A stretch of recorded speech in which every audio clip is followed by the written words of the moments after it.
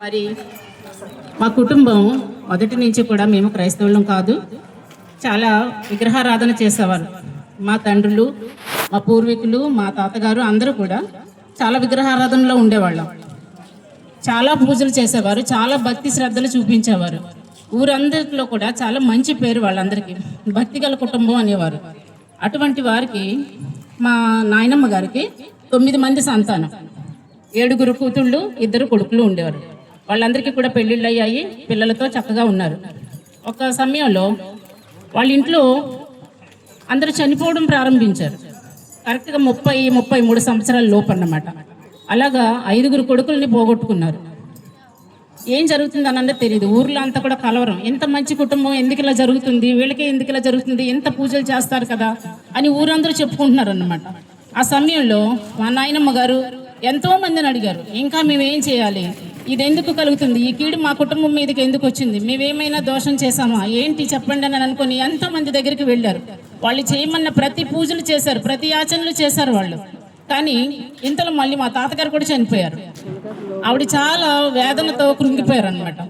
ఆ సమయంలో మిగిలిన వారందరికీ భయం పట్టుకుంది, ఎందుకు ఇలా జరుగుతుంది అని అనుకుని ఇంకా మేమేమైనా చేయాలా, ఎవరి దగ్గరికి వెళ్ళాలి, ఈ మరణాన్ని నుంచి తప్పించుకోవాలంటే మేమేం చేయాలి అని వాళ్ళు ఆలోచిస్తుండగా ఆ సమయంలో మా తండ్రి గారు, మా నాన్నగారు చనిపోయారు. మా నాన్నగారు కూడా చనిపోతే ఆమెకి చాలా ఇష్టమైన కొడుకు, కుటుంబం అంతా కూడా అందరూ చాలా విద్యావంతులు, మంచి పేరున్నవారు. అందరూ ఇలా చనిపోతుంటే ఏం చేయాలన్నది తెలియలేదు. ఆ సమయంలో ప్రభు అయిన యేసుక్రీస్తు మమ్మల్ని ప్రేమించి, మా కుటుంబాన్ని ప్రేమించి ఆ ఊరికి ఇదే రకంగా సువార్త చెప్పడానికి ఒక పాస్టర్ గారు వచ్చారు. ఆయన పేరు గాబ్రియల్ గారు. ఆయన వచ్చి ఆయన ప్రచారం చేస్తున్నారు. మరణం నుంచి తప్పించుకోవాలంటే ఒకటే మార్గం, జీవ మార్గం, యేసయ్యని నమ్మండి, యేసయ్య ఒక్కరే తప్పించగలరు అని చెప్తున్నారు. అయితే అప్పుడు ఆ మాటలు మా పెద్దమ్మ గారు విన్నారు.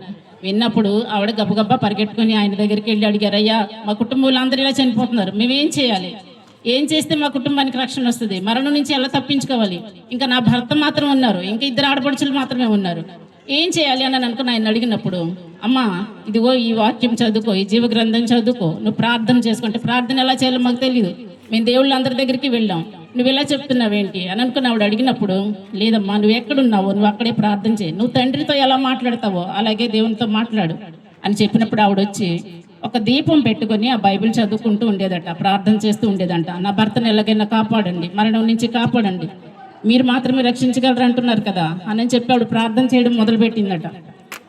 ఆవిడ ప్రార్థన చేస్తుండగా ఆడపడుచులు మారారు. అలాగే ఊర్లో ఇంకా కొంతమంది స్త్రీలు మొత్తం 5 కలిసి దీపం పెట్టుకొని బైబిల్ చదువుకోవడం నేర్చుకున్నారు. అలాగ ప్రార్థన చేస్తున్నారట.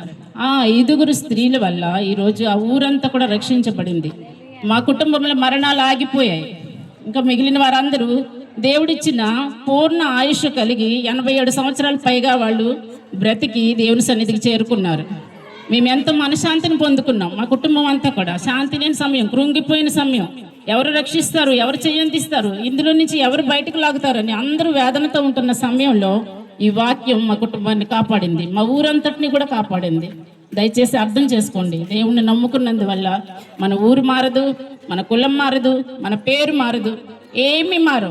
నా పేరు జానకి, ఇప్పటికీ జానకి అనే ఉంది. కాబట్టి దేవుణ్ణి నమ్ముకుంటే మనకి మనశ్శాంతి వస్తుంది. ఎంతోమంది వ్యభిచారులు మారుతున్నారు, దొంగలు మారుతున్నారు, నరహంతకులు మారుతున్నారు.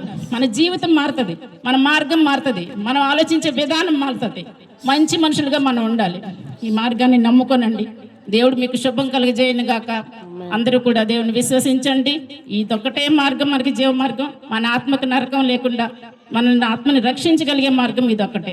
దయచేసి మేమందరం కూడా మిమ్మల్ని ప్రాధేయపడి బ్రతమాలుతున్నాం, మిమ్మల్ని ప్రేమించి మీ ప్రాంతానికి వచ్చాం. కాబట్టి మీరందరూ కూడా నమ్ముకోనండి, విశ్వసించండి, రక్షణ పొందండి.